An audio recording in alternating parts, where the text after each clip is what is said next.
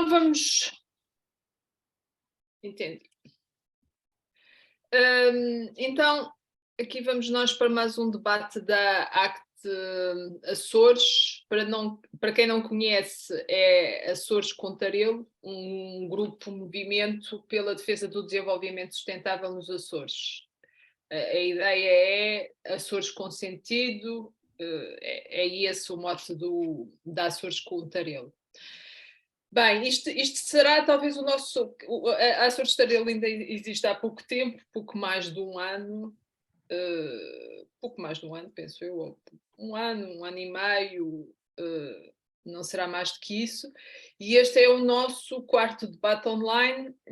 Realizamos um primeiro debate sobre o turismo, que turismo para os Açores, que acabou por dar origem a uma petição, uma iniciativa cidadã em torno do POTRA, que é o Plano de Ordenamento do Turismo da região dos Açores, em que uma das reivindicações era que não se avançasse com aquele POTRA porque assentava no modelo de massificação do turismo, e acabou por resultar desse ponto de vista, embora depois há um largo debate e nomeadamente a necessidade de uma moratória que não foi conseguida, mas seja como for, foi bastante importante esse debate.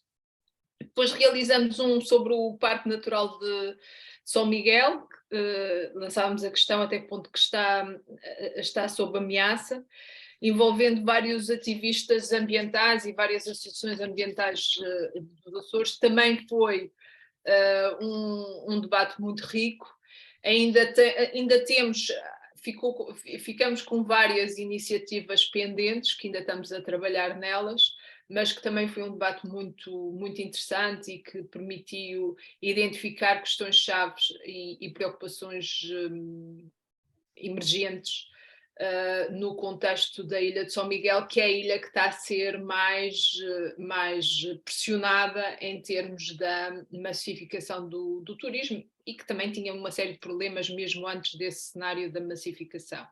Depois realizamos um outro sobre turismo e desenvolvimento sustentável, onde procuramos avançar neste debate e na clarificação sobre o que é isso da sustentabilidade. Portanto, basicamente os próprios Açores, a própria região é vendida como uma região sustentável, e havia um bocadinho a ideia que o conceito de sustentabilidade era um conceito que funcionava mais numa lógica de marketing e que dava para tudo e o seu contrário, e que seria importante avançar na clarificação do sentido do conceito. Fizemos ainda, esse não foi online, um workshop com uma ativista e arquiteta catalã, Itziar Gonzalez, que deu origem, foi um workshop muito interessante, 2 dias de trabalho. Depois ainda fizemos um debate procurando conhecer mais aprofundadamente a experiência de Barcelona, que, embora distinta em alguns aspectos, também deu para lançar alguns alertas relativamente à situação dos Açores, e que deu origem a um processo participativo de base comunitária, a Habitat Açores, um grupo cidadão de base comunitária preocupado com a qualidade de vida nos Açores, e que será lançado amanhã pelas 15 horas, na Rua de Loriano, número 200. Para quem queira vir, será muito bem-vindo. Para quem puder vir, será muito bem-vindo, e será uma oportunidade, de alguma forma, também nós avançarmos num debate, num processo participativo que procuramos lançar a partir do workshop com a ITCIAR, e que tem como meta, como objetivo, ter de alguma forma um diagnóstico da situação vivida nos Açores. Portanto, termos até setembro do ano que vem, setembro de 2023, termos uma visão global dos problemas-chave em termos de desenvolvimento, de sustentabilidade, de qualidade de vida. Este quarto debate tem por objetivo avançar um bocado na discussão sobre o tema da mobilidade sustentável. Foi para já é uma preocupação que temos vindo a ter em geral, não é? Portanto, que é sentida, mas que tem várias questões e vários níveis e várias porque isto de viver no meio do Atlântico, em termos de acesso, em termos de mobilidade, em termos de dependência em relação ao exterior, quer dizer, tem a sua complexidade e coloca desafios específicos que também se foram tornando mais marcantes com a abertura das low cost há alguns anos atrás. E, aliás, esse também foi um dos debates que surgiu, uma das questões-chave que surgiu do debate sobre o desenvolvimento sustentável que tivemos há meses atrás. Portanto, achamos que valia a pena, dada a complexidade do tema e dada a urgência do tema, achamos que valia a pena avançar neste debate e é um bocadinho esse o propósito do debate. Achamos que era importante colocar a tónica e colocar enquadrar o debate na grande questão, ou numa das grandes questões, que isto então, hoje em dia vão surgindo grandes questões atrás de grandes questões, não é? Mas uma das grandes questões da atualidade, que é a da crise climática, não é? Portanto, ou seja, quais são os desafios que se coloca em contexto de crise climática numa região ultraperiférica, insular, que poderá estar particularmente vulnerável em contexto de crise, nomeadamente em relação aos eventos extremos que já começam a ocorrer, e aqui às tantas lançando duas perspectivas. Por um lado, o que é que poderá ser, quais são as preocupações a ter em termos de mobilidade sustentável, no sentido de prevenir o agravamento dessa crise, e também de como nos adaptarmos a uma crise que já está ou seja, de uma situação que já está a ocorrer e que já coloca desafios relativamente imediatos. Nós lançamos o convite a um ativista e um especialista, portanto, um ativista social, o Acácio, que eu vou passar a apresentar muito brevemente. O Acácio tem formação de base em Ciências Sociais e foi membro do Grupo Ambiente Urbano Quercus entre 98 e 2003. É membro do Grupo de Energia, Clima e Mobilidade da Zero. Muito rapidamente, a Zero é uma associação Sistema Terrestre Sustentável, uma associação sem fins lucrativos dedicada a questões ambientais e que tem entre objetivos dinamizar a reflexão e conduzir a intervenção com o intuito de contribuir para um conjunto de metas de sustentabilidade onde a noção de zero constitui um elemento motivador da ação, nomeadamente no que respeita ao uso do zero de combustíveis fósseis. O outro convidado é o Francisco Furtado, também falando um pouco, aqui brevemente, uma biografia dele. É especialista de transportes, é coordenador da Unidade Técnica de Perspectiva e Planeamento, Centros de Competências de Planeamento, Políticas e Perspectiva da Administração Pública, é doutorado em Sistemas de Transportes, mestrado em Sistemas Complexos de Infraestruturas de Transportes e formou-se licenciado em Engenharia Civil no Instituto Superior Técnico. Foi modelador analista do Fórum Internacional de Transportes entre 2016 e 2021, portanto bastante recentemente, e onde liderou grandes projetos relacionados com a descarbonização do setor dos transportes na Europa e a sua aplicação a países emergentes, como é o caso da Argentina. A Argentina que está hoje a jogar, nem de propósito. Elaborou projetos sobre a expansão da rede ferroviária de mercadorias no Brasil e um estudo comparado entre o setor dos Estados Unidos e na Europa. Não está aqui uma informação na biografia que nós divulgamos, é que o Francisco é açoriano, quer dizer, não é açoriano de nascença, mas é criado nos Açores, portanto, para além da ligação, a afinidade e a ligação afetiva que com certeza terá em relação aos Açores, conhece bem a realidade dos Açores. o que é que nós propomos para começar agora? Nós não queríamos queríamos fazer um primeiro round de debate mais centrado, portanto, em que a ideia era primeiro falar o Acácio mais numa perspectiva do ativismo ambiental, e um bocado a sua perspectiva sobre a situação geral em termos da crise, portanto, em termos da crise climática, os debates mais importantes que estão colocados a nível internacional e no contexto nacional, e algumas questões que consideres importante para ajudar-nos a situar quais são as implicações desta crise e quais são as questões críticas que hoje estão colocadas.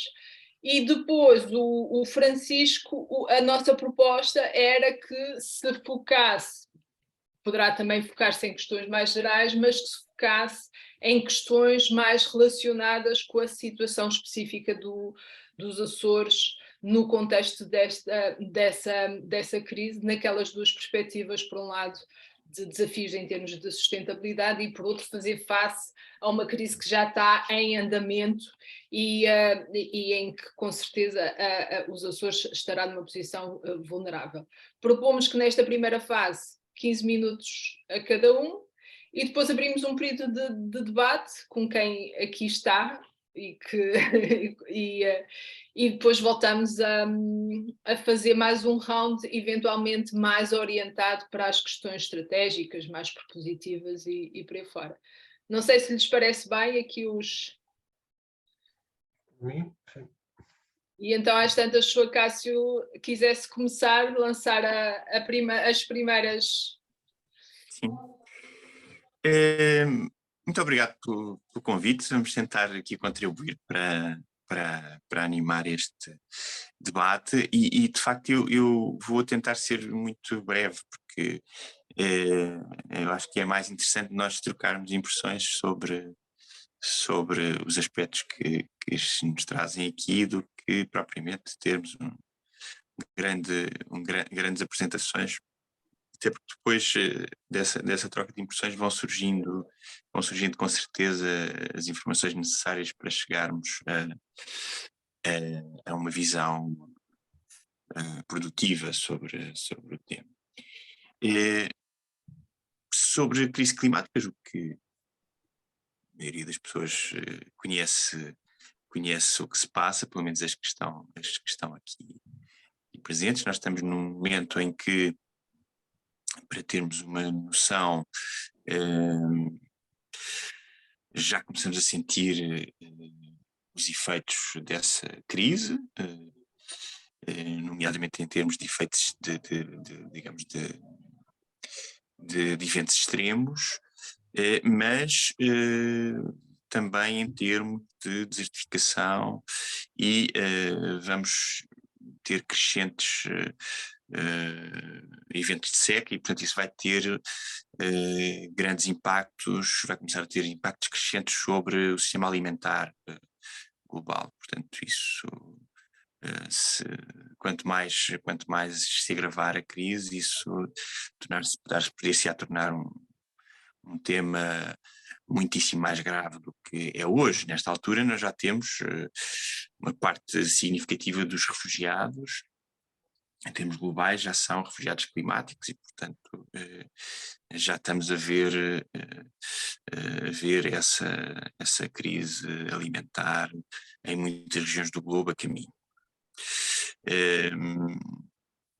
Estas são, assim, basicamente as consequências mais, assim, pinceladas muito largas, as consequências mais conhecidas, para além da água do mar, um prazo um pouco mais largo. Eu julgo que são suficientemente assustadoras para podermos adotar uma atitude coletiva e individual que nos transporte para agirmos com a urgência que que é absolutamente essencial neste momento. E neste momento nós, se somássemos todos digamos, os compromissos dos países que se encontram anualmente nas, nas reuniões das Nações Unidas para procurar fazer face à questão climática, nós teríamos um aumento de temperatura média da atmosfera até ao final deste século de 2,8 graus. Portanto, ainda estamos bastante longe isto em relação aos níveis pré-industriais, não é? Ainda estamos bastante longe de conseguir conter a subida de temperatura abaixo do grau e meio. E a situação torna-se cada vez mais delicada e cada vez mais difícil de podermos atingir esse objetivo, mas, como é evidente, não podemos desistir dele. Isto é absolutamente crucial continuarmos a desenvolver todos os esforços necessários para conseguir ficar abaixo desta subida, que já será um nível de alarme, mas ainda é um nível considerado seguro pela comunidade científica. Dizer o que em termos globais há aqui alguma diferença entre o que é o mundo industrializado e o resto do mundo em termos de prioridades, na redução de emissões. Enquanto que no mundo industrializado as emissões ligadas à produção de energia, ao setor dos transportes, à indústria são mais relevantes, e eu estou já aqui a incluir o mundo. A China é já quase plenamente um país industrializado, não é? Já não estamos naquela divisão país OCDE e não OCDE. Portanto, há alguns países que antes eram considerados países não industrializados, neste momento são já países industrializados, e também algumas zonas de países que não podemos considerar ainda plenamente industrializados são também já áreas industrializadas.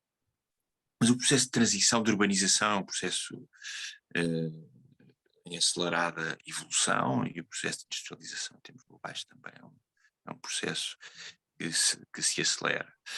Mas para fazer aqui esta divisão, que é importante, nos países, digamos, não industrializados, há setores que são mais relevantes. Começar logo pela questão das áreas florestais, que são absolutamente vitais, é absolutamente vital assegurar, digamos, a sua preservação, e ao mesmo tempo que procuramos fazer face às necessidades humanas nessas geografias. E também o setor da agricultura são setores, nesse caso, mais importantes em muitas destas realidades. Aqui em Portugal nós estamos na parte do mundo mais industrializado, e o setor dos transportes é claramente o setor que neste momento representa, digamos, a parte mais relevante das emissões de gases com efeito de estufa. Ainda muito o transporte rodoviário, portanto, que é a prioridade imediata, não é?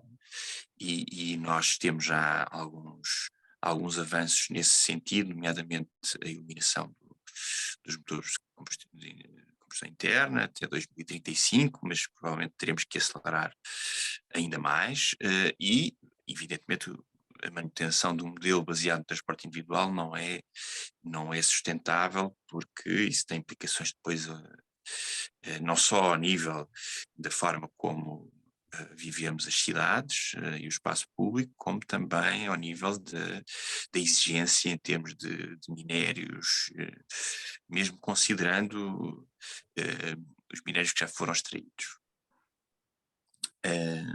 Portanto, há que fazer uma transição aqui do modelo baseado no transporte individual para um modelo baseado no transporte coletivo e até em alguma redução das necessidades de deslocação que vieram a tornar-se possíveis já há algum tempo, mas visivelmente a partir desta experiência pandémica foi possível demonstrar que soluções baseadas na redução de deslocações podem ter também um papel relevante nesta transição.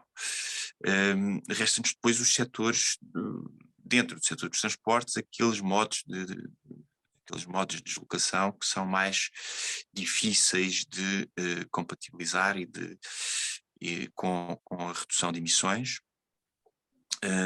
O setor de transporte marítimo, claramente, é um desses setores, mas mais ainda o setor de transporte aéreo, porque ao transporte aéreo estão associados um conjunto de emissões que têm efeitos que não são emissões carbónicas, não é? Ou que incluam dióxido de carbono, mas que têm efeitos climáticos maiores até do que as emissões de dióxido de carbono. Portanto, calcula-se que os efeitos climáticos das emissões não carbónicas do setor da aviação possam representar entre 2 a 3 vezes os efeitos das emissões de dióxido de carbono do mesmo setor, do setor da aviação. E, portanto, tendo isso em consideração, o consumo de jet fuel que nós tivemos este último ano em Portugal, já colocaria as emissões associadas ao transporte aéreo, resultantes do consumo desse jet fuel,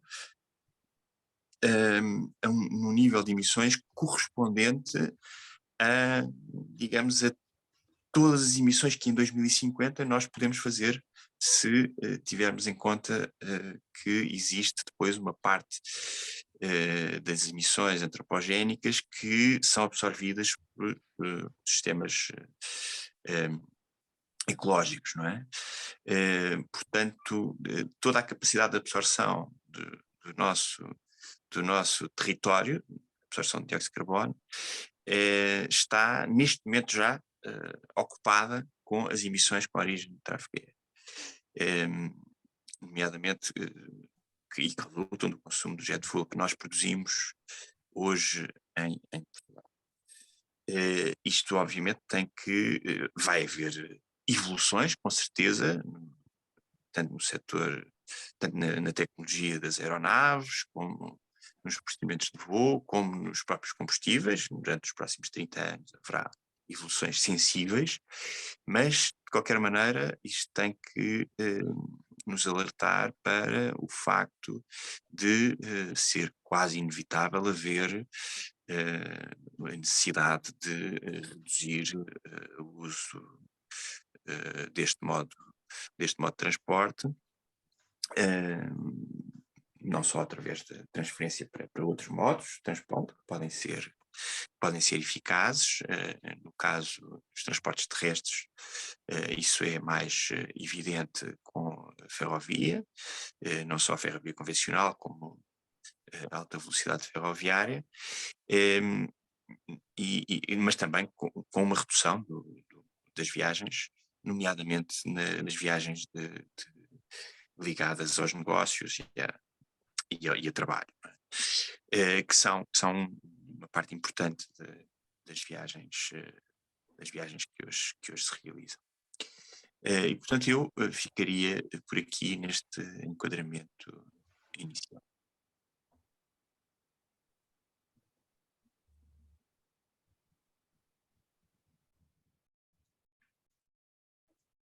Obrigada, Cássio. Acho que fizeste aí acabaste por ser muito sintético e contido no tempo, mas eu penso que lançaste aí várias questões que darão pano para manga.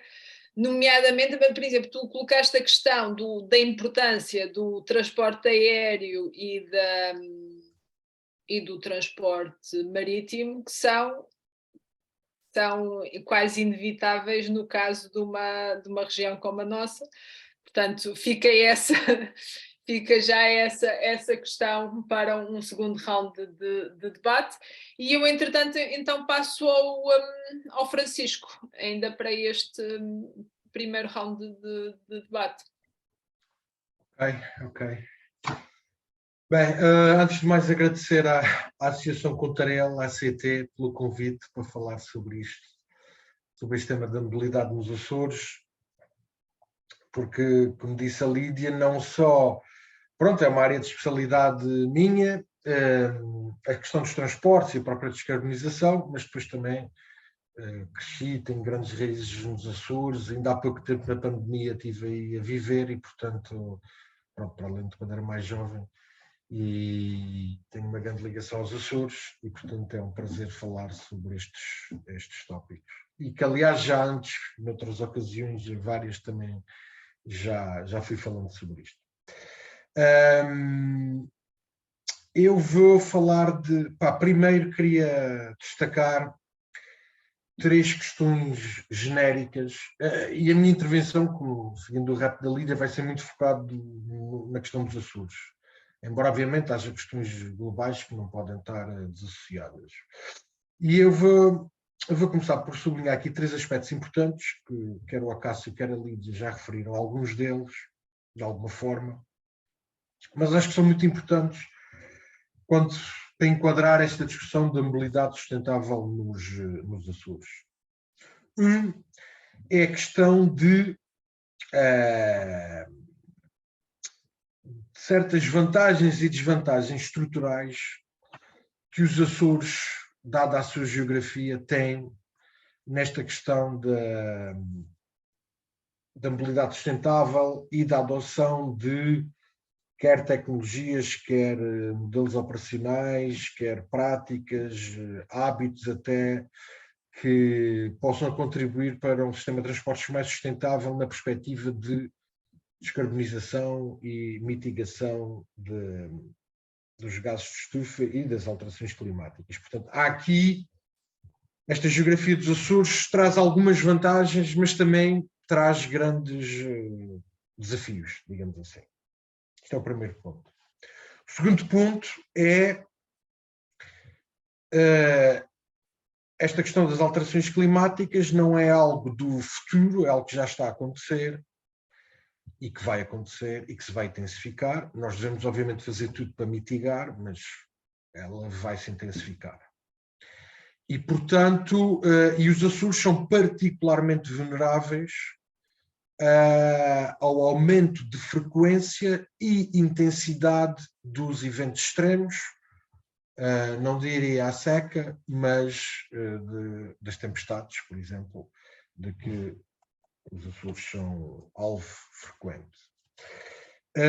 E depois um terceiro ponto genérico, e nós já começámos a ver isto a começar a ser aflorado aqui, que é, nós estamos a falar de sustentabilidade do ponto de vista ambiental e das alterações climáticas, mas essa sustentabilidade cruza-se com outros, do ponto de vista social, do ponto de vista económico, até do ponto de vista cultural. E em muitos casos há grandes complementaridades entre apostar na sustentabilidade do ponto de vista ambiental com a perspectiva social, com a perspectiva de maior coesão territorial, etc. E há essas complementaridades, mas acho que também não devemos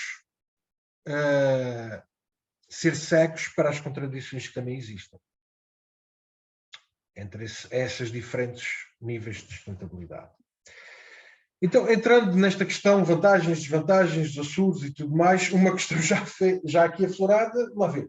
Os Açores são um arquipélago de 9 ilhas, basicamente no meio do Atlântico Norte. A única forma de aceder a nível de passageiros na sociedade contemporânea, moderna, ou pós-moderna se quiserem, mas do século, a partir pelo menos da segunda metade, último quarto do século XX, vamos por assim. Desde o último quarto do século XX até agora, o meio aéreo aliás, nem há nem há ligações marítimas, a não ser os cruzeiros, mas isso não é uma ligação em termos de cotidiano e funcional, mas a única ligação funcional para as pessoas dos Açores ao exterior é o meio aéreo. Sendo que o meio aéreo... e das próprias ligações entre as ilhas. Porque é verdade que no Grupo Central a ligação há ilhas com forte ligação também por via marítima, mas entre os diferentes grupos, o Grupo Oriental para o Grupo Central e até para o Grupo Ocidental, mesmo quando existiam essas ligações que me parece que já não existem, isto também podia ser um debate, mas mesmo quando elas existiam, eram marginais face ao volume de passageiros por meio aéreo.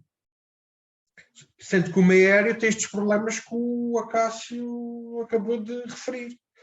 E o meio aéreo, para terem uma ideia, mesmo a nível de emissões de dióxido de carbono, emite cerca do dobro ou mais que o dobro ou o triplo do que emite, por exemplo, em termos de médios, do que por passageiro quilómetros, do que emite até andar de carro. Portanto, é de longe o meio de transporte mais intensivo a nível de carbono. Bem, em termos totais não é o que tem maior impacto, porque há, claro, muito mais viagens de automóvel do que há viagens aéreas, mas em termos de intensidade per capita, digamos assim, ou média, é muito superior, mas muito superior.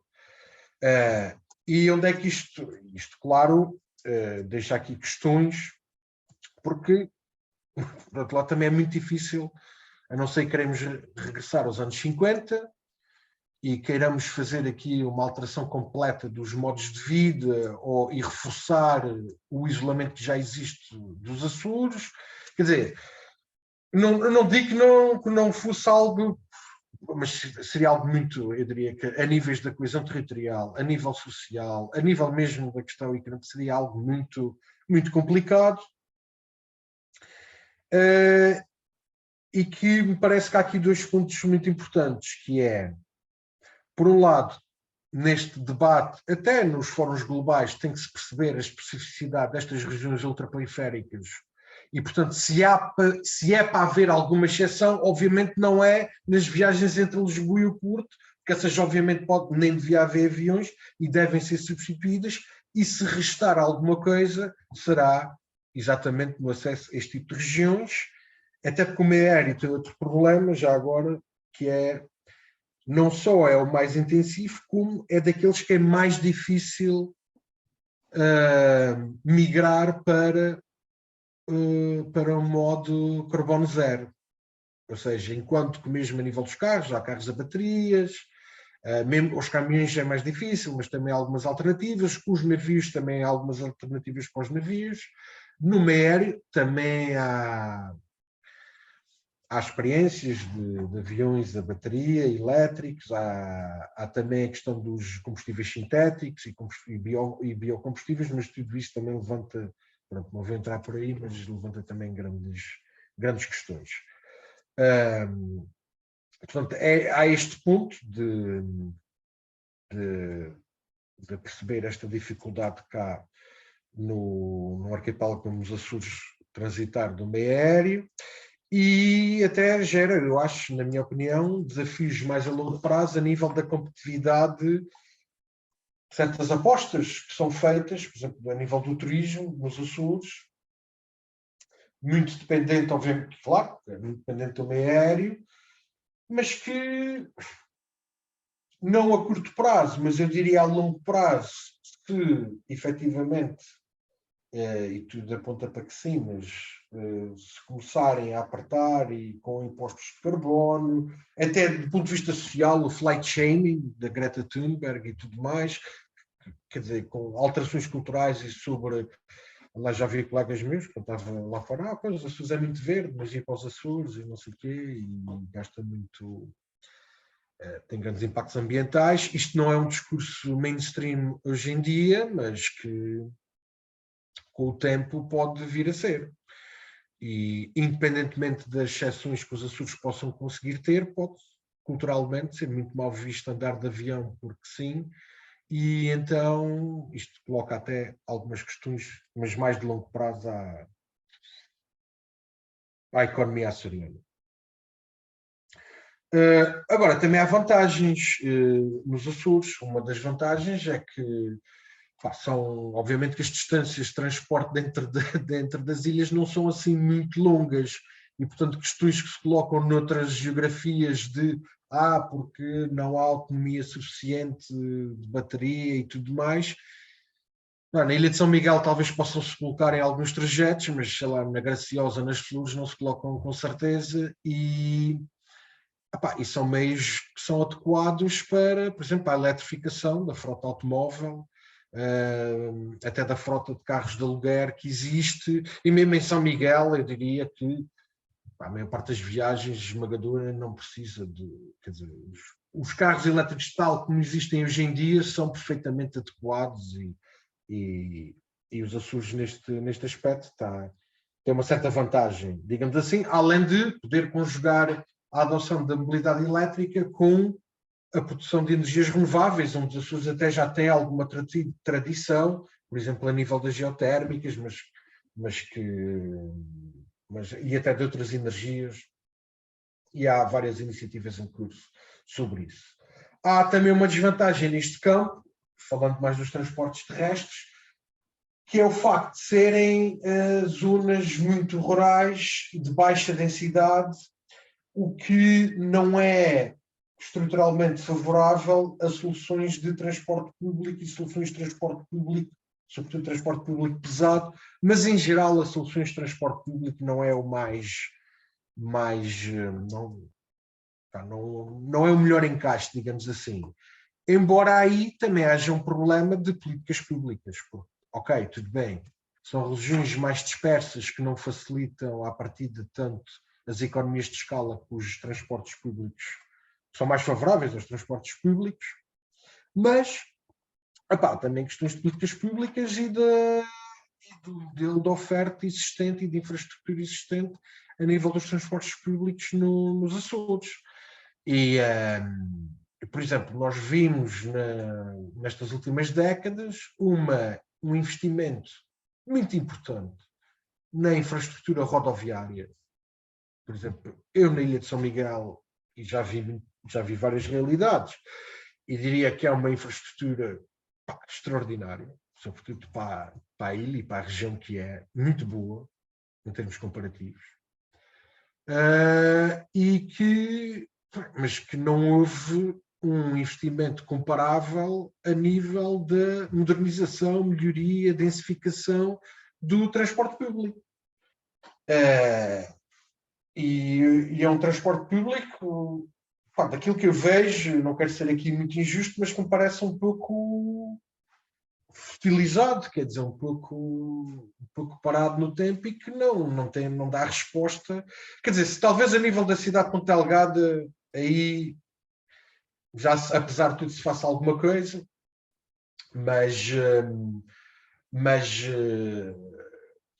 a nível dos tempos de viagem entre as várias localidades de São Miguel, a existência de serviços diretos entre os centros mais populosos, o próprio tipo de veículos que é utilizado, a bilhética e o tipo de passos que existem para o transporte público dentro da ilha,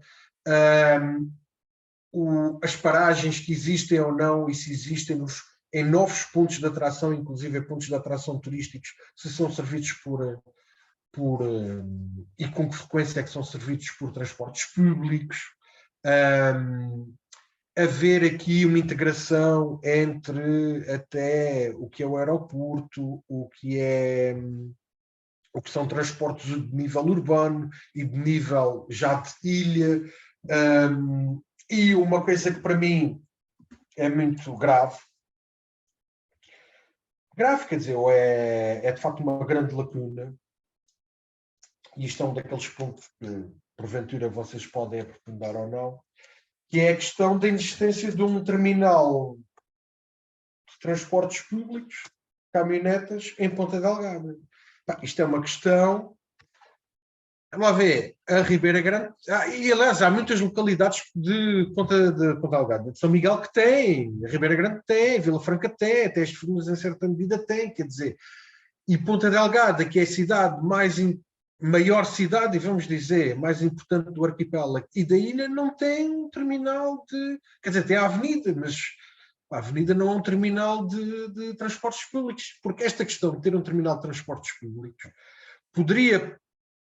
seria um hub, seria um nó de uma rede e uma interface até entre estes vários níveis de transportes, do nível ilha com o nível urbano, poderia estar associado também a outras formas de transporte suave, bicicletas, etc. E eu sou da opinião que uma iniciativa deste género de construção de um terminal de transportes públicos em Ponta Delgada poderia ser até uma alavanca, na minha opinião, uma alavanca, e devia ser visto desta forma, uma alavanca para uma reforma do sistema e melhoria do sistema de transportes públicos, aqui em específico na ilha de São Miguel. E até da mobilidade dentro da cidade de Ponta Delgada, porque outra questão é que os Açores em geral e a ilha de São Miguel têm muitos trilhos, por exemplo, para se andar a pé, há muito trilho, mas andar a pé em Ponta Delgada é possível, mas não é a experiência mais, eu diria, apelativa, nem é uma experiência muito convidativa, é preciso ter um certo espírito, ou não ter alternativa para andar a pé no dia-a-dia e no cotidiano, digamos assim. Uma coisa é o turista que vai ver, ou coisas assim, mas a cidade de Ponta Delgada não é muito convidativa aos percursos a pé e, sobretudo, mas aqui o Jorge Paulo estávamos a falar no início sobre a questão do urbanismo e do território, do ordenamento do território, como é que isto foi feito ou não foi feito, ou da forma que foi feito, e há aqui zonas até importantes a nível residencial em que se poderia talvez até andar a pé de certas zonas semiperiféricas para o centro da cidade, ou dentro dessas zonas poderia ser mais fácil andar a pé, mas torna-se muito difícil na configuração atual. Eu passo então já também, para não me estender demais, a questão da resiliência e desta questão da resiliência e dos eventos extremos climáticos e da preparação dos Açores nesse capítulo. Lá ver, os Açores sempre foram alvo histórico de grandes tempestades. E quando vivia lá, lembro-me de várias e de problemas com portos, derrocadas, ribeiras que transbordam, até certas catástrofes. Lembro-me bastante bem na Ribeira Quente, o que se passou há cerca de 20 anos, antes o que se tinha passado na povoação. Ainda há pouco tempo na povoação novamente houve pessoas que foram vítimas, aliás, quando estavam em transporte, na estrada, não é? Foram vítimas de intempéries. A questão também da própria ligação entre as ilhas e aqui do meio aéreo, ou seja, o isolamento a que as ilhas são votadas devido aos intempéries, os aviões ficam em terra, quer dizer, a mesmo nível do abastecimento, e aqui a falar do transporte marítimo e do transporte de abastecimento de cargas, por vezes há períodos. São Miguel não sofre, na minha opinião, tanto isso, mas há outras ilhas que sofrem mais com essa questão. E a própria infraestrutura. Nós vimos o que é que aconteceu, acho que foi há 10 anos, até nas obras em construção do Porto das Flores, que foram, enfim, que não foram levadas pelo vento só, mas também pelo mar, e aliás, os custos que têm a manutenção dos portos nos Açores é uma questão complicada até. E isto vai-se agravar, não é? Isto vai-se agravar. E devo dizer que, pelo menos, sei que a nível de técnicas construtivas, até há soluções que já são, há anos, adaptadas nos Açores, a nível, por exemplo, do rodoviário, para resistir melhor a esse tipo de eventos. Tem-se trabalhado muito a nível das ribeiras e tudo mais, a nível até de portos de pescas, quer dizer, tem-se também E aliás, a Ribeira Quente hoje em dia, para dar um caso muito concreto, não é a mesma Ribeira Quente lá está há 20 anos, e portanto tem-se feito algum trabalho e investimento nesse capítulo, mas eu acho que é uma questão que será fundamental no futuro. E, por exemplo, um ponto, eu acho que isso seria menos apelativo que esta questão do terminal de transportes públicos de Ponta Delgada, mas acho que também é uma questão muito importante para os Açores, que é tudo a melhoria, por exemplo, da previsão meteorológica. Isto não é uma coisa que diz diretamente respeito aos transportes, mas que está diretamente ligada a ele. Ou seja, ter tudo uma rede, ter universidades, ter institutos, ter equipamentos. Por exemplo, há pouco tempo, acho que foi na terceira, foi inaugurado ou reinaugurado o radar meteorológico. Estão previstos mais 2. Lá está, outro no grupo oriental e outro no grupo ocidental, nas Flores. Falava-se da Universidade do Mar, falava-se dos Açores como sendo um local privilegiado para estudar e haver investigação em torno dos fenómenos climatéricos ligados ao oceano. Mas isso liga-se a uma necessidade muito concreta, muito palpável de conseguirmos prever e conseguirmos gerir esta questão das intempéries de forma muito, muito melhor e mais fina. E depois também se liga com os equipamentos a adotar nos aeroportos, até com o tipo de equipamento a adotar nos próprios aviões, e se calhar até questões logísticas e as pessoas vão fazendo isso no seu dia-a-dia, né? Tem que fazer, mas de armazenamento de bens estratégicos, e termos a certeza que temos aprovisionamento o suficiente para, havendo essas intempéries, podermos repetir se há um corte nas comunicações. E até ao nível do desenho da infraestrutura, não é só preparar a infraestrutura mais robusta, mas ter meios pré-posicionados e preparados, porque já sabemos que certas infraestruturas não vão resistir. E, portanto, às vezes mais vale a pena assumir, ok, temos aqui infraestruturas que não vão resistir, mas temos os meios para facilmente substituí-las e repará-las e pô-las em ação, e as populações continuarem a ter acesso aos serviços essenciais que essas infraestruturas possam garantir.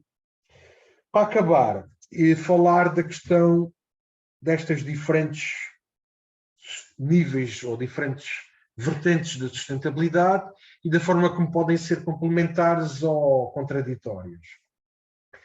Por exemplo, os Açores, voltando ao meio aéreo, adotou agora uma política de transportes, de promoção até do transporte em trilhas, com bilhetes mais baratos e a preço fixo, de transporte entre as ilhas, que obviamente é aéreo. Isto, do ponto de vista da coesão territorial, do desenvolvimento da região e tudo mais, parece-me uma política acertada. Agora, obviamente que é uma política que tem consequências, porque está a dinamizar e a promover o transporte aéreo. É certo que é um transporte aéreo com um tipo de aviões que é menos poluente daqueles que são de longa distância. Mas, de qualquer das formas, se queremos ser muito, muito minuciosos, há aqui uma contradição entre estas duas sustentabilidades. E é um caso, lá está, em que eu, apesar de tudo, percebo que seja importante criar esta coesão a nível dos Açores, esta interligação na região e no arquipélago, e se calhar é melhor um açoriano que está em São Miguel visitar a terceira, mesmo do ponto de vista da sustentabilidade, visitar a terceira ou visitar as Flores, do que deslocar-se a Lisboa e depois de Lisboa deslocar-se a outro ponto do planeta. Até porque isto levanta outras questões, porque não só essa questão do transporte interilhas, que é subsidiado, é também a questão do transporte das ilhas para o continente, para os residentes, e que favorece o transporte e as viagens aéreas entre a região e o continente. Mais uma vez, diria que eu não vou agora discutir um modelo exato em que isto é feito, isto agora podia ser uma grande discussão, mas haver um princípio de que as pessoas que habitam nos Açores fazem parte do tudo nacional e, portanto, também têm que ter acesso ao tudo nacional, para mim faz-me sentido.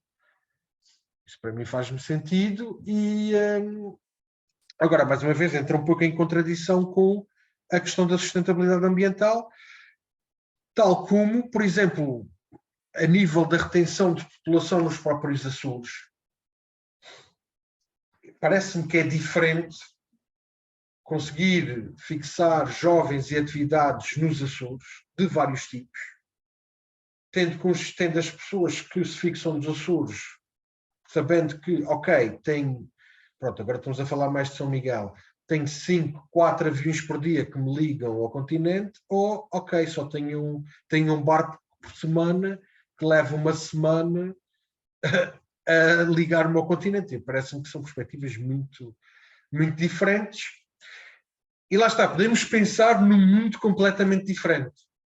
E eu não ponho isso de parte. Podemos pensar num mundo completamente diferente, em que este paradigma que em parte voltamos ao paradigma pré-1975, em termos de mobilidade, mas isso aí então era preciso mesmo uma transformação brutal. Estamos a falar aqui de uma grande transformação.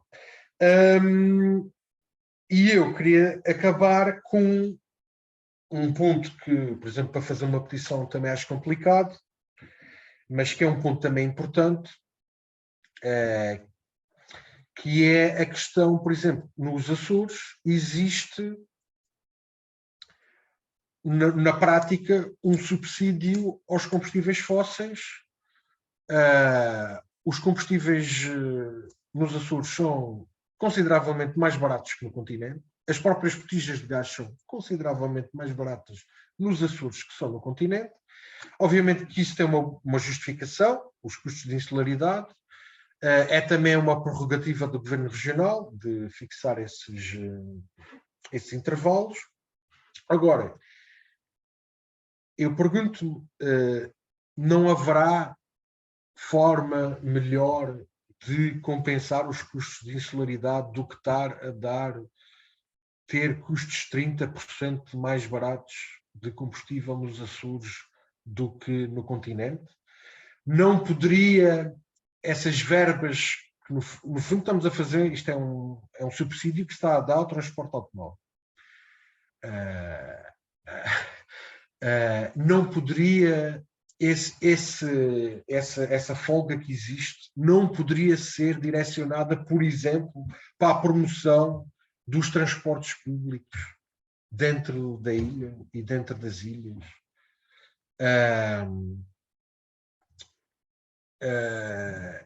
Aliás, em parte, isso já acontece até no território nacional. Existe um fundo ambiental que, em parte, é quem, por exemplo, é quem financia a redução que houve nos espaços nas áreas metropolitanas e não só de Lisboa e Porto, mas outras regiões do país também têm acesso. Por exemplo, a Madeira criou uma autoridade metropolitana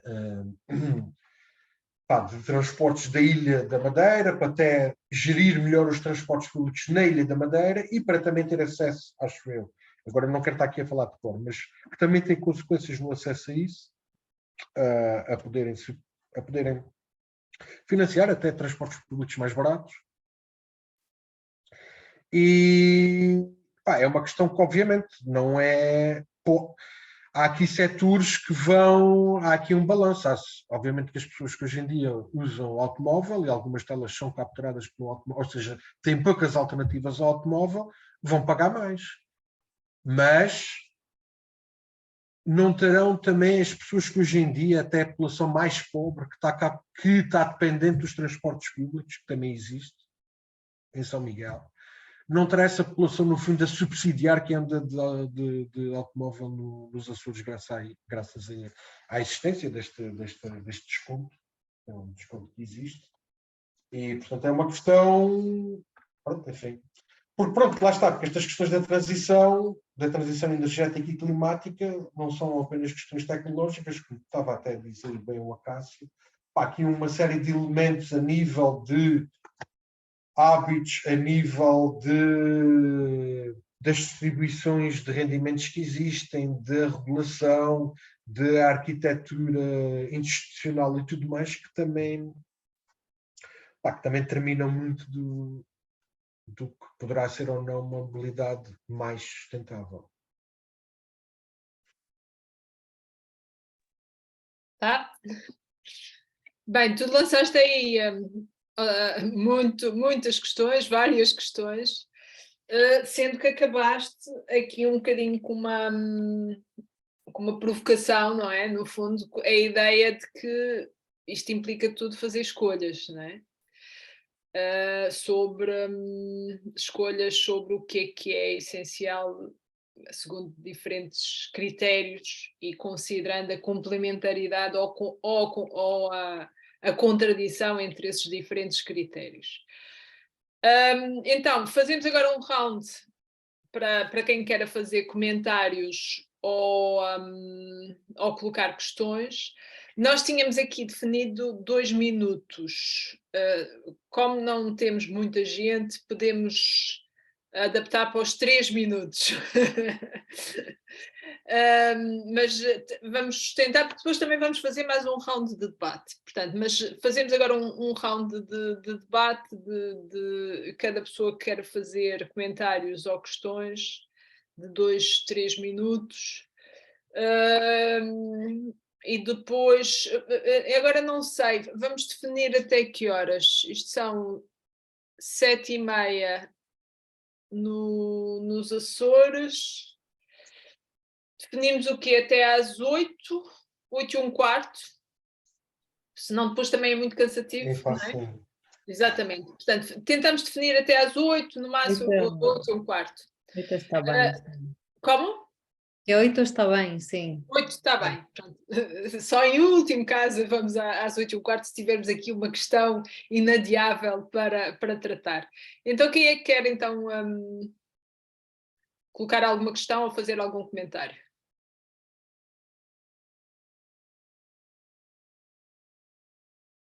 Força, Gabriel. Olha, eu queria perguntar, falou-se aqui nos barcos, né, na via marítima, mas aqui em São Miguel, nomeadamente, sim, em São Miguel, nos Açores, mas mais em São Miguel, como também em Lisboa, já se põe essa questão, é assim, uma coisa é o barco que transporta, como é que quer dizer, carga, e eventualmente pessoas, mas o que se está a ver aqui é um transporte massivo de pessoas de um lado para o outro que sem finalidade, que é a indústria dos cruzeiros.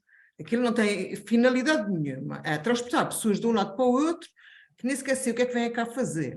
Zero. Não tem interesse nenhum. Zero. Finge-se. Pronto, isso era uma questão que queria pôr, que era essa questão dos cruzeiros, que o Francisco Furtado não falou e que eu acho que era perfeitamente dispensável. Pronto. Isso era a questão, tinha aqui mais uma outra questão, que eu já não sei o que era, mas pronto, ficava-me por essa, gostaria de ver esta questão definida. E a outra questão é assim, nós quando falamos na sustentabilidade, nas situações climáticas e não sei o quê, quer dizer, nunca se fala, e é isso que eu sinto, é que nunca se fala para trás. O que é que está nesta causa? O que é que causa isto? E há bocadinho, Francisco ia quase dizendo, mas depois, quer dizer, há aqui toda uma sociedade, e toda uma produtividade, e todo um excesso de consumo que produz uma vida que não para. As pessoas não param. E conseguiram parar na pandemia. Até as questões da comida, a gente começou também a cultivar. Se calhar precisamos todos é de repensar que sociedade é que nós queremos. Se vale a pena produzir tanto e consumir tanto. Tudo é consumível, é impressionante. Consome-se tudo, até a exaustão. Pronto. Olha, até nas questões da saúde, até isso também se verifica, que eu sou enfermeira e também, é assim, tem que se fazer taques e eletrocardiogramas e exames a torto e a direito, quando às vezes até nem é preciso. Pronto. Tenho dito.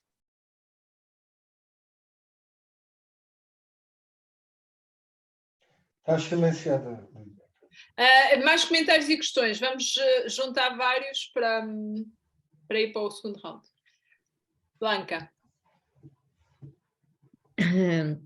A miña é moito simples. Como é que chegamos a ese equilibrio de viver en illas, viver cun avión, esa cuestión que falaste, Francisco, da cohesión social? Eu acho que há un lado de consumo excesivo e de necesidade que temos que repensar, mas acho que aquí há questões importantes para quen vive nas illas, non é? Si se podería de alguma maneira compensar con viaxes de barco, ou como é que isto se podría facer, ou que tipo de operación, non é? Que tipo de avións, se calhar avións, como estabas a dizer, máis poluentes ou menos poluentes. Como podemos chegar a ese equilibrio? Eu teño a certeza que a entrada das low cost nos Açores, noutros sin grandes coisas, non é?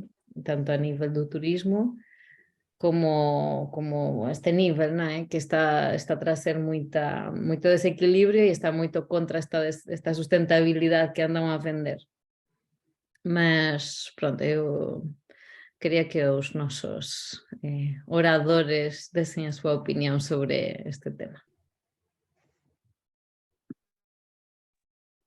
Mais questões e comentários? Aqui temos aqui um leque de arquitetos e arquiteta. Não sei se também não querem colocar as vossas questões e comentários, porque isto tudo também coloca questões importantes em termos de urbanismo, não é? De pensar o espaço. Não é? Lídia e todos,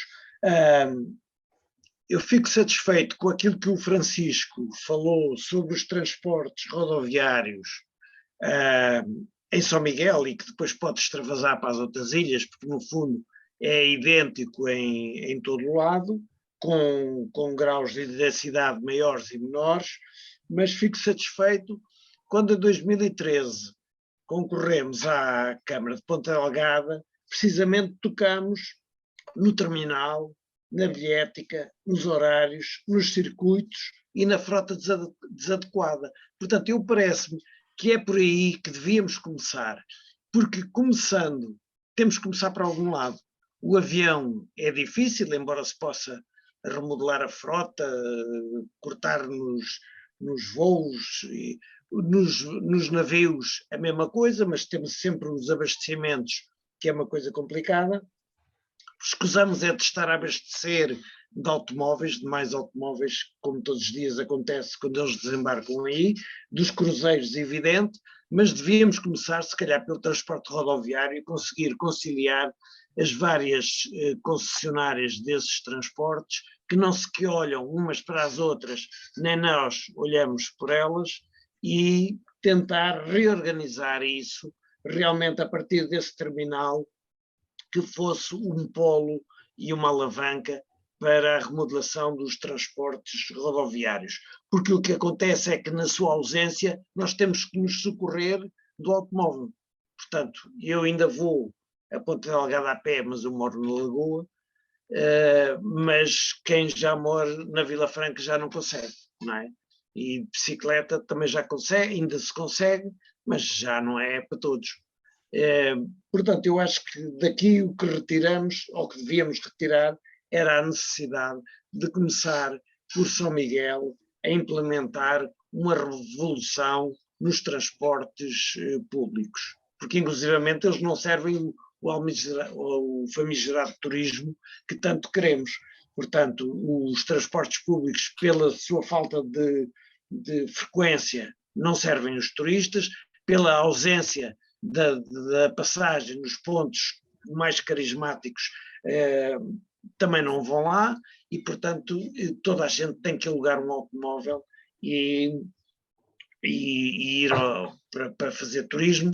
Nós andamos a chamá-los através da low cost, mas depois damos-lhe também carradas de automóveis para que possam aceder aqui, ali e acolá, e inclusivamente eu julgo que em circuito fechado, que é o nosso caso das ilhas, isto devia ter uma contenção, um limite de número de veículos, que no Corvo parece-me que já acontece que há mais veículos do que pessoas, mas não sei, acho que é uma coisa assim, e qualquer tipo no Corvo para ir, há tipos no Corvo, como eu já conheci, que tem o carro da empresa, o carro dele e uma moto. Portanto, eram estas questões que se deveriam começar a repensar, digo eu. Ok. Eu posso colocar uma questão? Eu gostava de perguntar ao Francisco Furtado e ao Acácio Pires também, se tem algum exemplo de que conheçam, de um território com uma geografia semelhante aos Açores, ou seja, com uma dependência enorme das ligações aéreas e marítimas, que seja um bom exemplo no qual possamos observar e ver como é que,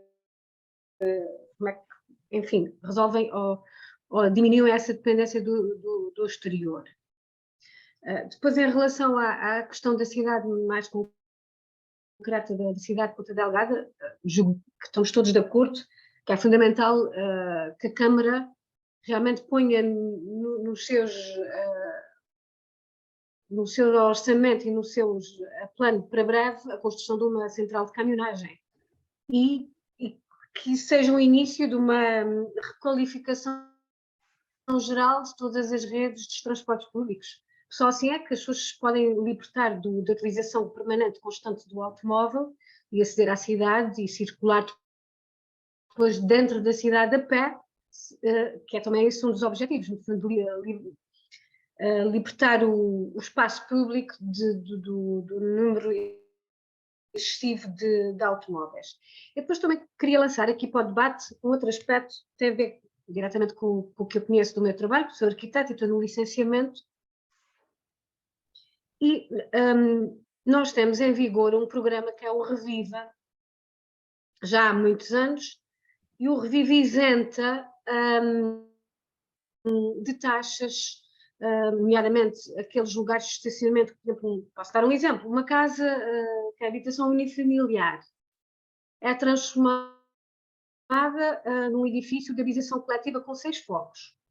O facto de essa operação urbanística obriga a aplicação pela não previsão de cedências ao espaço público, etc., porque é equiparada a uma operação de loteamento, e para tal, como não fazem as infraestruturas, já têm as infraestruturas feitas, existe a aplicação de taxas. No entanto, o Reviva isenta totalmente dessas taxas. Posso dar o exemplo do caso dos lugares de estacionamento que não são previstos, são 9.000 euros que, supostamente, de taxa que a pessoa deveria compensar o município por esse lugar de estacionamento que não prevê no seu projeto. No entanto, como temos um Reviva que isenta do pagamento de taxas, torna todo o centro histórico, toda a área abrangida pelo Reviva, muito atraente para os investidores, que o objetivo principal, normalmente, é comprar um edifício e transformá-lo em habitação coletiva, normalmente T0 e T1, porque depois são os mais apelativos agora na procura para venda, que depois servem e são convertidos em alojamentos locais.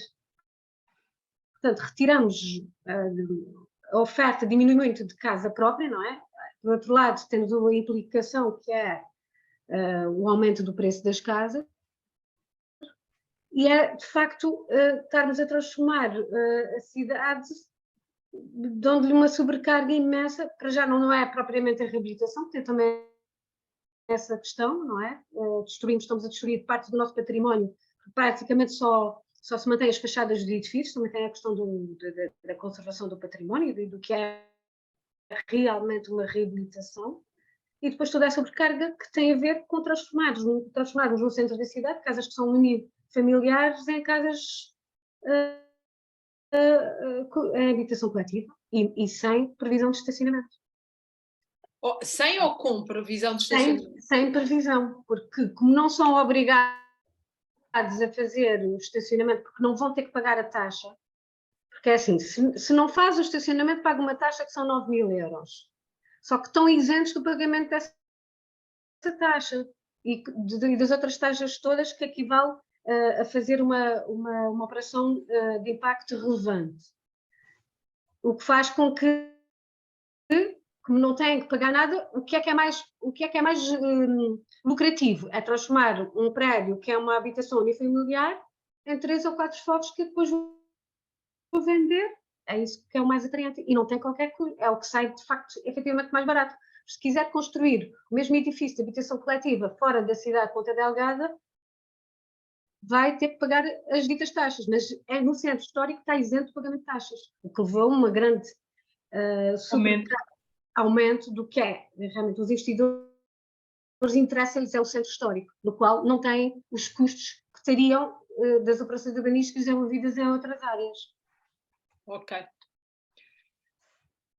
Mas a Ana Monteiro. Ana Monteiro. Olá, dar os parabéns aqui aos oradores. Eu tenho talvez uma pergunta, mas também se calhar mais uma reflexão, que é o transporte é muito importante para a coesão. Eu sou de uma ilha periférica dentro desta ultraperiferia e percebo bem as dificuldades que é conciliar isto tudo.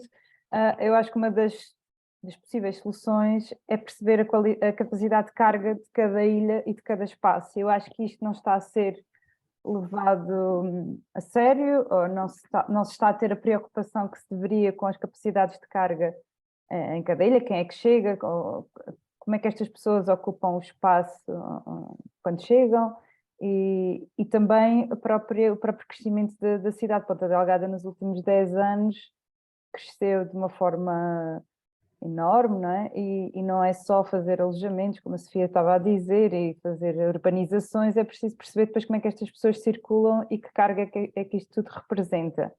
A mim preocupa-me especialmente quais são os impactos disto em termos de, obviamente, na nossa qualidade de vida e até na saúde pública, porque isto acarreta a libertação de carbono. Isto contribui para a carbonização quando estamos a tentar viver num planeta, fala-se tanto na descarbonização, mas depois parece que isto tudo não faz muito sentido. E também na qualidade do próprio ar que nós respiramos, por exemplo, até que ponto é que em Ponta Delgada não faria sentido ter mais uma estação de monitorização de qualidade do ar junto à avenida ou ao pé do terminal de cruzeiros, como se fala nos cruzeiros. Os cruzeiros cresceram imenso, eu não sei os números e portanto não quero estar aqui a especular, mas este ano acho que se bateram todos os recordes, as pessoas aparentemente estão muito satisfeitas com isto. E o que eu digo é, ok, mas qual é o impacto que isto está a ter e que estudos é que estão a ser feitos para nós percebermos que impacto é que isto está a ter na nossa cidade e até na nossa saúde em última instância, porque eu acho que é isto que é importante, porque depois isto paga-se de outra forma e paga-se com custos de saúde, não é? que não são caros. E portanto deixava aqui estas questões e também só queria acrescentar que há empresas que estão a ter muito lucro aparentemente com este crescimento e não vamos agora derivar para isto, mas qual é a responsabilidade ambiental e social destas empresas?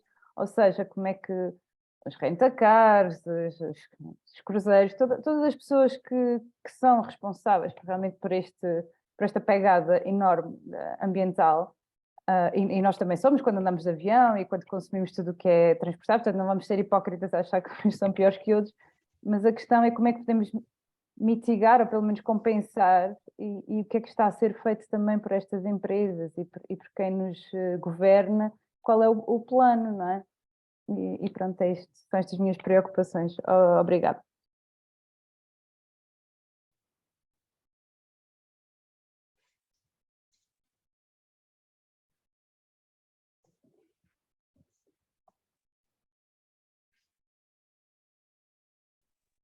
Ok, já reparei.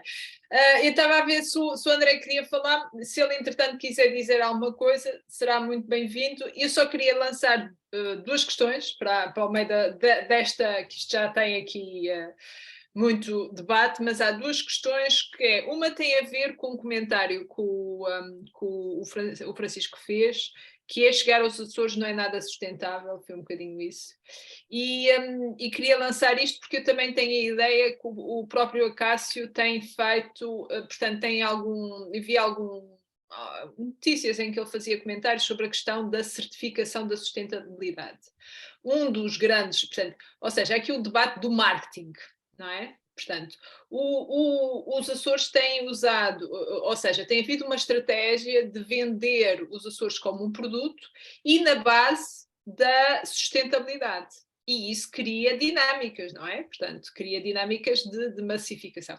Portanto, até que ponto é que isto não é uma questão estratégica e até que ponto é que a certificação, portanto, quais são os critérios dessa certificação? Até que ponto é que faz sentido ou até que ponto é que essa certificação está garantida? Ou se essa era uma questão, não é?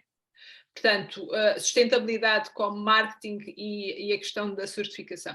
A outra tem a ver com a questão da escala, que é o grande problema. Portanto, somos ilhas pequenas, portanto, e aparentemente, tudo resolve-se com a escala, não é? Portanto, aumentando a escala, mas aumentando a escala estamos a colocar em causa a sustentabilidade e estamos E eu acho que aqui há uma questão crítica, que toda a gente, que é o papel das políticas públicas. E nós neste momento está a correr um ciclo de financiamentos no âmbito do plano de recuperação e resiliência, ou seja, seria uma oportunidade para garantir algum investimento em respostas estratégicas aos níveis que nós estamos a falar, e a impressão que eu tenho é que está a ser feito exatamente ao nível do contrário. Por exemplo, a Sofia falava na questão da reabilitação, e há situações em que o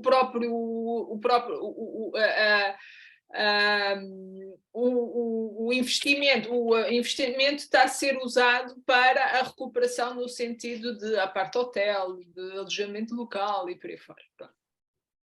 Portanto, ou seja, quais seriam as preocupações essenciais a ter em conta na mobilização do investimento que está neste momento a decorrer para fazer face à crise climática? Pronto, isto era a segunda questão. Entretanto, nós tínhamos pensado em fechar às 8, eu acho que fechar às 8 não vai ser propriamente possível, mas vamos tentar ambicionar fechar às 8h10. E eu propunha para aí 5 a 10 minutos para cada um, assim, acentuar, e isto...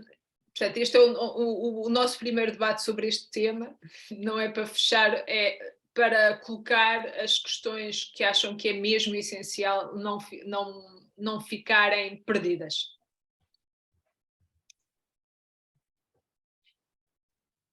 Não sei quem é que quer falar primeiro, o Francisco ou o Acácio? Querem trocar a ordem? Eu deixo um bocadinho a vosso critério, não... Como é que preferem fazer? Eu posso falar primeiro, se quiseres. Podemos trocar a ordem ou licença. Ok. Ok, então pronto. É assim. Bem, foram várias questões aqui abordadas e com o tempo que temos, várias delas dariam para teses de doutoramento e estudos aprofundadíssimos e portanto, em 10 ou 5 minutos não é assim tão fácil. Caso eu vou andar em cima do acontecimento, tu adoras dissertar, mas força aí. Mas eu vou tentar então focar, primeiro uma das questões que se falou agora, eu também tinha levantado, deste equilíbrio do transporte aéreo, como é que se pode fazer para minimizar ou não. Eu acho que tem que se assumir que, e acho que o Jorge disse que tem que começar por algum lado, tem que se assumir que certas questões são mais complexas. Podemos fazer o máximo para, lá está, ter os aviões que poluem menos, para não fazer certo tipo de viagens que não fazem sentido nenhum, melhorar operacionalmente as coisas, etc. Mas temos que assumir que, e quando houver tecnologias melhor, adaptá-las e utilizá-las logo de imediato, mas há que admitir que certos setores são mais difíceis, certas questões, há certos nichos dentro do quadro global, como é o caso de arquipélagos como os Açores, não são propriamente os grandes geradores, não são os Açores que estão, por mais de avião que se ande e haja turistas a vir para os Açores, não é isso que está a causar as alterações climáticas. E, portanto, assumir que, vamos apostar mais noutras áreas, lá está, tomando todas essas medidas que se podem tomar, mas vamos apostar mais nas energias renováveis, e vamos apostar mais naquilo que efetivamente podemos fazer, como, por exemplo, já falámos aqui, eletrificação máxima dos transportes terrestres e esta questão dos transportes públicos e do terminal de Ponta Delgada, que eu acho que sim, que eu acho que isto, não sei, a nível do movimento, pegando em algo ligado, podem pegar noutras questões ligadas ao turismo, ligadas a outras questões, mas ligando explicitamente à questão de transportes sustentáveis, parece-me que é, do ponto de vista assim, ativismo e não sei o quê, é uma bandeira muito, muito importante e que seria algo que seria de facto algo importante na Ilha de São Miguel, se isso acontecesse. E que poderia produzir uma transformação não só ao nível da sustentabilidade ambiental, mas até ao nível como dizia aqui, acho que a Ana, a nível da saúde, a nível do espaço na cidade. A cidade de Ponta Delgada está cheia de carros nos passeios, é uma coisa incrível. Não quero, assim, é aflitivo em certas ruas de Ponta Delgada. Lá está, é até difícil andar porque estão os carros ali todos, os passeios são minúsculos. Sim, há ali umas zonas mais do centro em que tornaram pedestres, mas eu tirava aqui, assim, é possível ter uma cidade com muito menos carros, não só a circular, mas estacionados a ocupar o espaço, quer dizer, e ter uma cidade até mais agradável. Não é que a cidade seja desagradável, até Ponta Delgada é uma cidade bem agradável, mas podia ser ainda muito mais agradável, se não tivesse ali certas ruas mesmo do centro, completamente pejadas de carros. E, portanto, este novo terminal, com um novo modelo de transportes públicos, com incentivo também aos meios suaves, quer bicicleta, quer andar a pé, acho que seria algo importante. E a nível até das áreas mais turísticas, tem havido, dá-me a ideia que, também porque aquilo estava insustentável como estava, não é?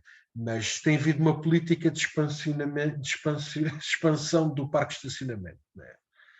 Para acesso a certos sítios emblemáticos da ilha.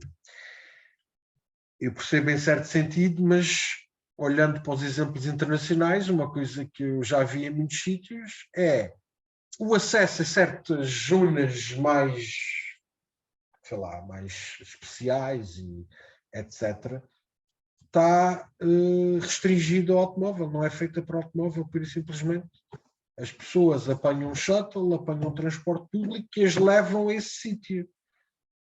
E, portanto, isso só por si diminui logo a necessidade de ter ali uns parques de estacionamento brutais, como já se começa a ver em certas zonas. E eu acho que a pressão vai ser muito para aí, porque o modelo, lá está, o modelo tem sido: o turista chega, aluga um carro, porque que remédio é que tem, não é? Também não é assim grande alternativa, aluga o carro e, portanto, se aluga o carro, depois vai ter que estacionar o carro para ver a Lagoa de Fogo e para ver não sei o quê, e pronto, e estamos nisto. E depois há questões mais a montante, que têm a ver, lá está, com a capacidade de carga de cada ilha, e se queremos esta massificação do turismo ou não, etc. Mas, pelo menos há certos modelos de gestão aqui que podem ser já aplicados e podem ser já adotados. Né? E eu acho que mesmo para os próprios turistas que ficam em São Miguel por uns tempos, a existência de uma rede melhor de transportes públicos não seria direcionada para eles, com certeza, seria para as pessoas que habitam no território, mas também tirava se calhar alguma pressão que se sente, não tudo, mas tirava alguma pressão do turismo a ver, lá está, um sistema de transportes públicos e coletivo um bocadinho mais bem organizado e com acesso a certas áreas também um bocadinho mais bem organizado. Francisco, 1 minuto, achas que... É isso. Já está, ok. Desculpem lá, eu sei que falaram de muitas outras coisas, ficamos depois, combinamos outra conversa. E podem sempre, fica aqui a nota, que funcionou bem das outras vezes, se puderem, não sei se prepararam notas para este debate, se puderem partilhar connosco, nós depois podemos publicar e por aí fora, e é assim, e é um debate a continuar. Acácio. Muito bem, eu vou tentar, não sei se vou conseguir responder a tudo, mas vou tentar sair os pontos que me chamaram mais a atenção. Em primeiro lugar, de facto, há uma coisa que eu acho que foi o Francisco disse há pouco, que é preciso enquadrar um bocadinho aqui o impacto do transporte aéreo mesmo no contexto nacional. Quer dizer, o continente tem muito mais condições para reduzir de forma socialmente justa e de forma eficaz a emissão associada ao transporte aéreo, começar imediatamente no uso da transferência para a ferrovia, não é? E isso aí, podemos dizer que, por exemplo, 10% de todos aliás, 20% de todos os voos com origem e destino em Lisboa e Porto, por exemplo, são para cidades ibéricas, que muitas delas não estarão acessíveis com tempos de viagem semelhantes ao avião, mas no prazo razoável, 10, 15 anos, é possível fazer investimentos programados no sentido de tornar este tipo de viagem independente do modo de transporte aéreo, ou pelo menos torná-lo residual. Com, obviamente, algumas medidas de grande investimento na ferrovia que terá que ser realizado, mas também algumas medidas de política pública que possam e que permitam, efetivamente, reduzir ao máximo viagens de avião. Aqui coloca-se uma questão que é, nós temos estado a assistir à migração de vastos setores da economia para formas de trabalho crescentemente desmaterializadas e, portanto, e que podem recorrer, e a parte dos casos recorrem, ao uso de formas, como é dizer, trabalho à distância, trabalho remoto, não é? E esse trabalho remoto pode desenvolver-se em muitos casos em casa, num coworking, no escritório ou em viagem. Portanto, a viagem de comboio neste momento começa também, desde que existam comboios apetrechados para o efeito, a viagem de comboio pode ser usada como pode ser um dia de trabalho, não é? Ou uma tarde de trabalho, ou uma manhã de trabalho. Estes modelos podem começar a ser testados aqui no continente. Isto para dizer que, obviamente, outras regiões do mundo têm muito mais possibilidades de reduzir o recurso ao transporte marítimo e ao transporte aéreo do que os Açores propriamente. E, portanto, para tentar também matizar aqui um pouquinho, depois dar aqui uma nota um pouquinho mais relacionada com perspectivas tecnológicas. De facto, eu não conheço bem a realidade do transporte aéreo entre ilhas, não sei se aviões até 20 lugares ou até 30 lugares são os mais utilizados, não conheço efetivamente, nem sei qual é a densidade digamos, nem as frequências das ligações aéreas entre ilhas, mas pensa-se que muito brevemente, ainda nesta década, no final desta década, ou meados desta década, seja possível de facto já o recurso à eletrificação de aviões que façam percurso até 1000 quilómetros, e aviões de 20, 30 passageiros podem vir a ser eletrificados durante esta próxima década, que termina em 2030. Isso é uma nota. A segunda nota tem a ver com, mas isto, claro, evidentemente tudo exige um investimento muito maior em energias renováveis, e aí, de facto, o potencial geotérmico dos Açores, eu julgo que poderá ter um aproveitamento bastante mais interessante do que tem hoje, mas não me vou pronunciar em termos muito categóricos sobre isso, porque teria que ter mais dados. Sei que, por exemplo, a Islândia tem outra realidade, menos população por ar, isso provavelmente mais possibilidades de explorar a energia geotérmica, mas a eletricidade islandesa é quase toda, em grande medida, produzida a partir de energia geotérmica. E, portanto, com a eletrificação dos consumos e com a produção de combustíveis a partir de energia renovável, os novos combustíveis, o investimento em produção de energia a partir de fontes renováveis é absolutamente estratégico. Portanto, eu responderia aqui já a uma prioridade do ponto de vista de investimento público e do ponto de vista de enquadramento das políticas públicas, seria reforçar o mais possível digamos, a captura de recursos para investimento em energia renovável, de forma a poder garantir o recurso, pelo menos para a produção de eletricidade, o mais cedo possível, garantido a partir de fontes renováveis. E aqui não vale produção a partir da incineradora que se projeta, quer dizer, existem modos tidos como renováveis que não são efetivamente renováveis. Só para dar aqui esta alerta. Estamos a falar basicamente de geotermia, solar e eólica. Para dizer que, de facto, a dependência do transporte aéreo, no caso dos Açores, e para transporte para o continente, para os Estados Unidos, para outras regiões da Europa, de facto, nos próximos tempos, dificilmente é possível substituir a aviação, e reduzir essa dependência será difícil, mas agora vou aqui responder diretamente à questão do turismo sustentável. Digamos, não existe turismo sustentável com acessibilidade dependente de combustíveis fósseis, não é? E quanto mais é essa dependência, menor é o grau de sustentabilidade do setor turístico. Portanto, isso é algo que só se conseguirá resolver provavelmente nos próximos 3 décadas, não é? A questão de descarbonização do transporte aéreo.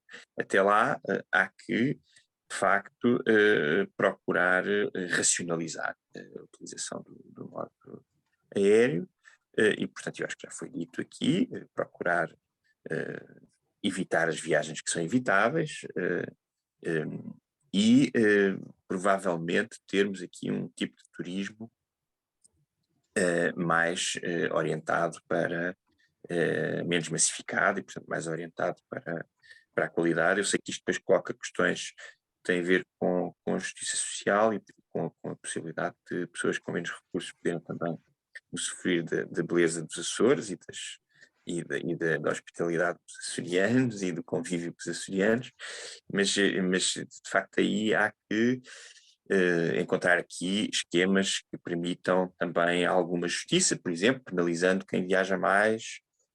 Existem esquemas desse tipo, denominados de frequent flyer taxes, não é? Portanto, ou seja, nós podemos penalizar quem viaja mais vezes sem ser a trabalho, sendo que as viagens de trabalho também, à partida, aquelas que podem ser evitadas e transferidas para reuniões online. Isso está a ser muito utilizado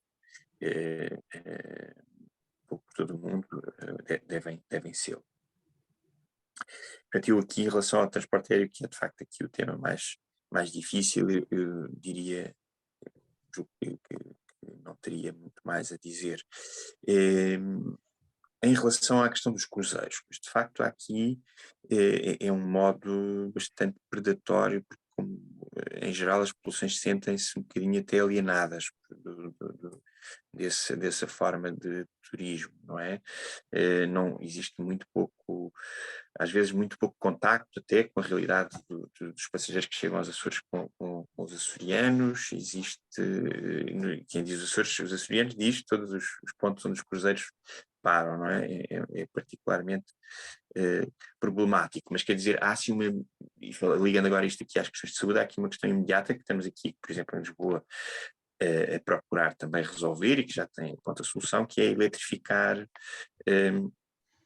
os consumos dos cruzeiros, ou seja, eu ter, em vez dos cruzeiros usarem o combustível, que é normalmente isso que acontece, não é? Usa o combustível que normalmente utilizam nas viagens também em terra, portanto, quando estão atracados, para o funcionamento do cruzeiro continuam a usar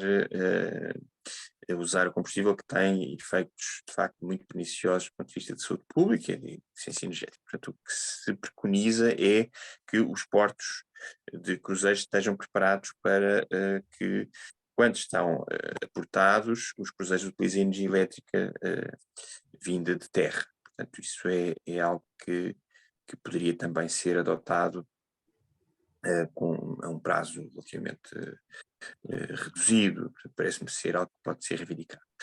Quanto à questão dos transportes terrestres, pois eu acho, evidentemente, que tentar, obviamente, maximizar as zonas pedonais, procurar criar condições para a utilização de transportes de modos suaves, bicicleta e trotinetes elétricas, promover o transporte público passageiros regular sempre que ele efetivamente faça sentido, e eletrificá-lo também. É importante eletrificar os modos pesados.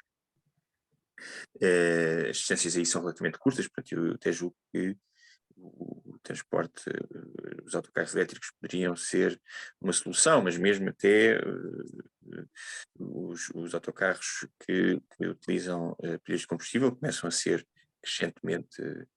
Bom, nós temos uma empresa aqui em Portugal que produz autocarros a hidrogênio e que exporta quase todos, porque não existe praticamente utilização de autocarros a hidrogênio no continente, mas prevê-se que venha a existir crescentemente autocarros desse tipo.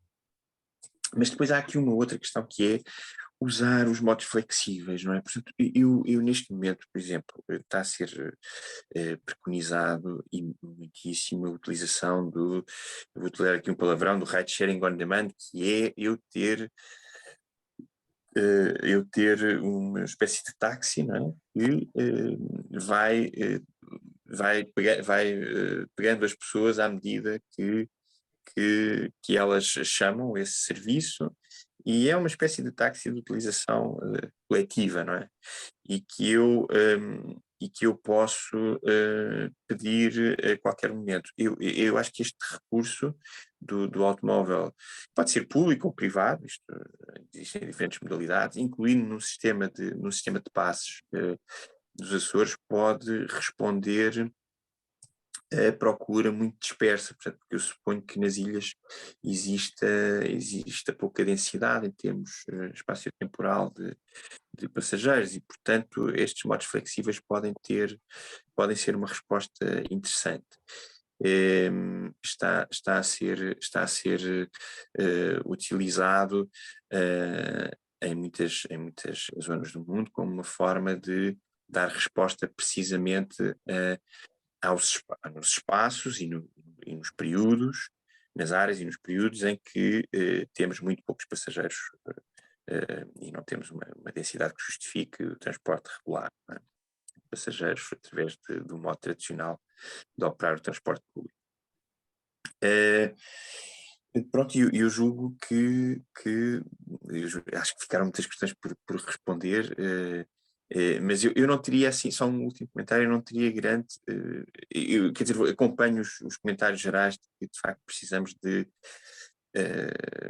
remodelar o modelo económico e social assente no hiperconsumismo, precisamos de muito mais tempo, não é, para a vida social e não tanto ocuparmos tanto tempo com atividades económicas. Isso permite-nos também viajar de forma mais sustentável. Ter mais tempo significa eu poder apreciar melhor viagens mais longas e poder ter até usar outro tipo de modos de transporte não tão intensivos em termos energéticos. Portanto, acompanho essa visão geral que muitas pessoas nesta conversa, digamos, trouxeram para aqui, mas eu direi um último comentário sobre a questão dos estacionamentos, não é? Portanto, eu acho que nós temos que, ainda bem que aí nesse nicho dos alojamentos locais não é preciso ter licença de estacionamento, porque de facto o estacionamento é algo que deve vir a prazo a ser desnecessário, aliás, tal como o automóvel privado. Nós devemos, claramente, o automóvel deve ter o seu papel, mas no contexto de utilização nestes modos flexíveis que eu preconizei e sempre que possível eletrificado e dentro de um sistema público que permita usá-los a custos muito, muito baixos. Portanto, eu direi que e depois vem aí também, ainda está, as promessas eram de um recurso mais rápido aos automóveis autónomos, não é? Que de facto dispensam completamente a necessidade de estacionamento perto, mas eles não estão ainda excluídos, portanto podem vir a surgir algures nos próximos 10, 20, 30 anos. E portanto eu teria muito poucas preocupações com encontrar espaço para estacionamento de automóveis. Eventualmente teremos que resolver o problema do estacionamento dos residentes nas zonas periféricas, mas dentro dos núcleos urbanos devemos claramente privilegiar o transporte coletivo, e eu digo coletivo que às vezes pode ser para não fazer esta distinção entre as carreiras regulares, o transporte, a forma como nós tradicionalmente olhamos para o transporte público e formas diferentes e mais flexíveis que também não deixam de ser transporte coletivo e podem ser integradas no sistema de transportes, digamos, coletivo. Tá? Ok. Acho que a Gabriela, entretanto, também teve que sair, mas ia gostar muito dessa nota sobre a necessidade de renovar o modelo económico baseado no consumo. Dizer que o André deu o seu contributo pelo chat, respondendo à questão lançada pela Ana Monteiro, de que quantos cruzeiros é que temos por ano, parece que são 220 por ano, portanto, o que é muita coisa. Pronto, acho que temos aqui, a sessão foi gravada, nós vamos divulgar através dos meios da ACT. Penso que temos aqui muitas ideias interessantes, inclusive algumas que pode valer a pena despolutar iniciativa, não é? Portanto, nomeadamente em relação a esta questão do transporte público, e mesmo o debate sobre essa questão da certificação da sustentabilidade e por aí fora. Temos aqui, acho que é uma questão de irmos caminhando. Muito obrigada ao Acácio e ao Francisco. Para nós é muito importante ter contributos com tanta qualidade e com tanta riqueza de perspectivas diferentes e por aí fora. Para nós é muito importante. e pela vossa disponibilidade. E não sei se alguém quer dizer mais alguma coisa, mas às tantas fechávamos por aqui. Ok. E muito obrigada aos resistentes. Obrigado. Foi um gosto. Até a próxima. E até um dia destes. Obrigado.